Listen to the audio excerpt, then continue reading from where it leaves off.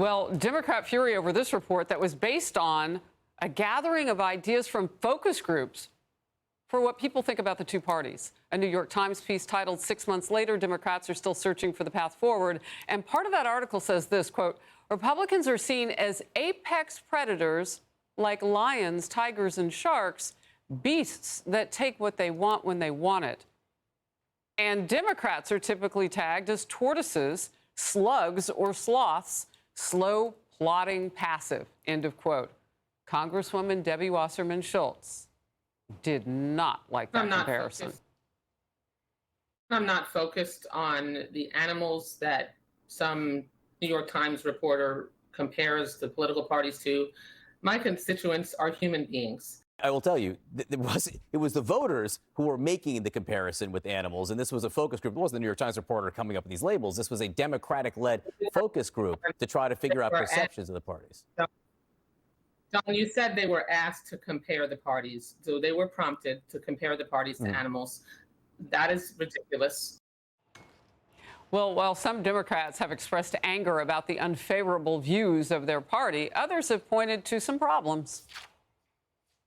The way that you start to reach groups that you have lost favor with or that used to support the party but now don't, and you're losing traction with them, is partly a language thing, but really it's more of a substance thing. Democrats do themselves a disservice by not engaging in some introspection here and some reflection on how it is that the party that sees itself as the party of working people came to be seen by so many working people as a party of elites.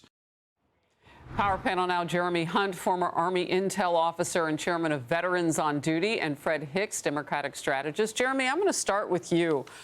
It's interesting. Look, I know these Democrats, former strategists, whomever, are being asked questions about this, but they have no loss for words talking about each other, themselves, all the things. I don't hear about the voters and what they learned from November 5th. That's exactly right, Harris. I mean, the Democrats have become a party of the elite, as many of us know. A lot of the working class voters have flocked to the Republican Party, and a lot of the high net worth and college-educated voters are flocking over to the Democrat Party. And the thing about elites is that elites tend to think that all of their ideas are always better than other people's. They tend to think that if they could just be in charge and tell Americans what to do, that everything will work out fine. But the problem is that Americans obviously do not respond positively to that. And the issue is that the Democrats, if you listen to what they're saying, they think their issue is messaging, that we need to do better messaging. That is fake humility.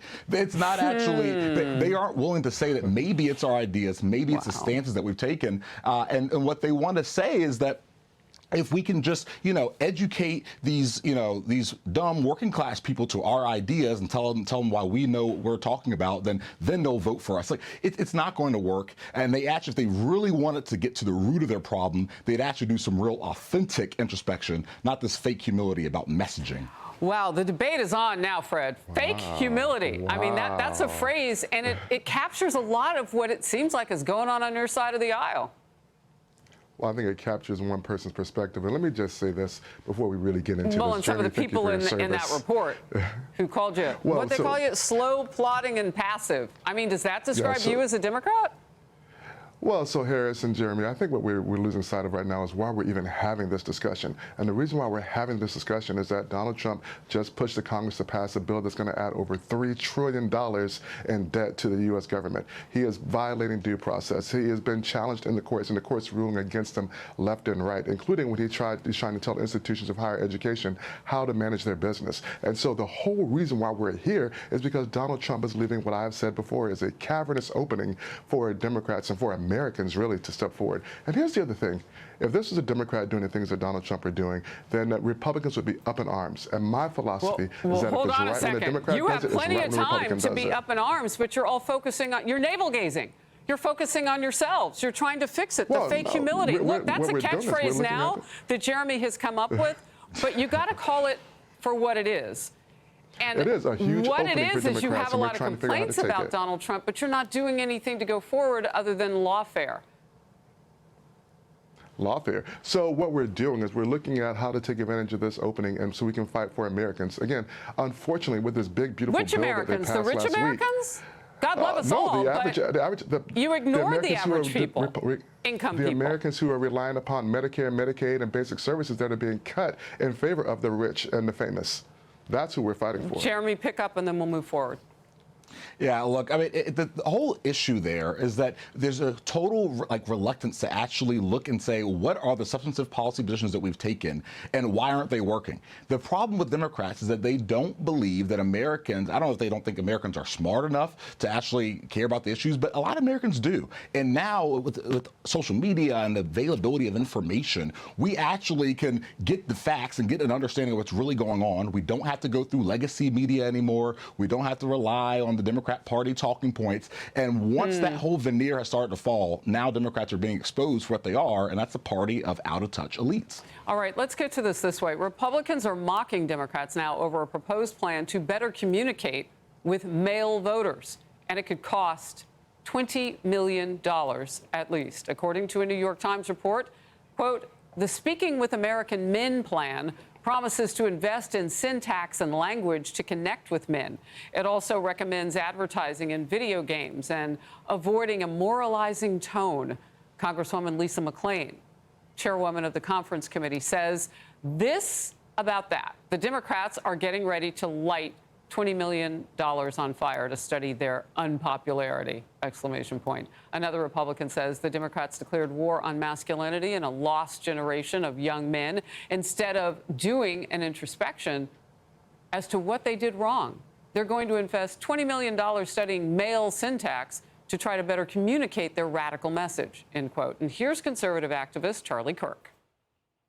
If they think that's what it's actually going to take to win back young men, maybe you need a message and a messenger that they can relate to. The Democrats have had a moralizing, almost scolding tone to them that if you do not adhere to our orthodoxy, you are a non-believer and you are not allowed in our ranks. And because of that, men of America have been sick and tired of being told what to do from a political party that hates them. Fred. So I appreciate the fact that the Democratic Party understands that it has a problem based on the poll results and the election results from last year. The reality is that Democrats did lose a large portion of vote share, really across many segments, including with men. And so this is something that needs to be addressed. And I think that's a really good thing to acknowledge that there's an issue there and that we need to work on that. That being said, again, as I just mentioned, I think there are a number of areas where we talk about the message or the substantive parts of policy, that there's something there. As a man, I don't want to leave my kids or my grandkids or my nieces and nephews when I have them and all of that with a $3 trillion increase in the deficit. That's not what we voted for. The hypocrisy of this version of the Republican Party versus what they ran on in 2024 versus what they're doing in 2025 is galling. And as men, we're going to be left holding the bag with that. Wow. And I think Democrats are wise to look at how to handle that. Now, I don't think you're paying attention to what the economy is actually. You do know inflation's been going down. I mean, I don't know how much attention you're. It was at 9%. It was feeling down. It couldn't go any higher without people ending up in the streets.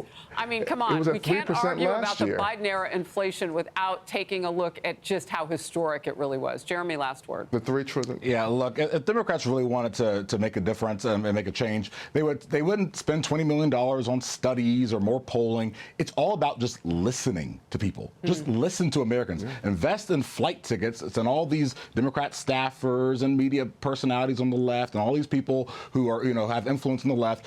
Fly out to real America, get outside the D.C. Beltway, and actually listen to people. Not for a photo op, not for a press conference or a press release. Just listen to Americans, listen to men, see what are the issues that we actually care about, and then maybe they'll see some results. But I don't know if that's what they're going to do. Based off of Fred's talking points, I don't know if they're in the right position to even think that way. Well, look, listen to people and then devise really good policy. I mean, Fred's got it. It's just not happening at all. All right, gentlemen, thank you. Hey, Sean Hannity here. Hey, click here to subscribe to Fox News YouTube page and catch our hottest interviews and most compelling analysis. You will not get it anywhere else.